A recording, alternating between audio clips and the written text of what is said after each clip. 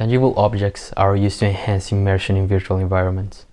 However, they are often passive or unable to simulate rich, varied mechanical properties.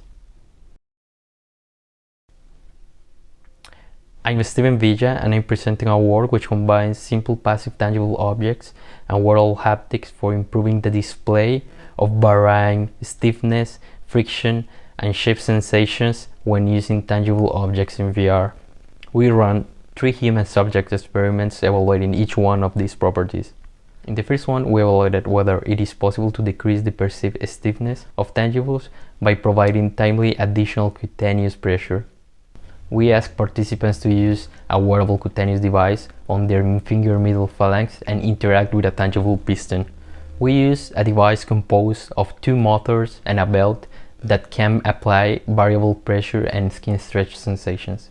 Starting with a compressed finger, we test if decreasing the applied pressure whenever the user contacts an object can decrease its perceived stiffness. Results suggest that whenever the device was diminishing its pressure, user perceived the piston softer than it really was. This effect only works if the device pre-compresses the user finger for a certain amount of time, limiting how often we can exploit this effect. The second experiment evaluated if, by applying timely cutaneous stimulation, it is possible to create the illusion of touching bumps and holes on a flat surface. We ask users to wear the device and sweep on a screen. We test 2 ways of providing this illusion, either by applying varying pressure or skin stretch when encountering the virtual bump or hole. Results show that both rendering techniques work quite well in simulating the presence of bumps and holes on this flat surface, especially when rendering bumps. The rendering with pressure worked better than the rendering with skin stretch when simulating the presence of holes.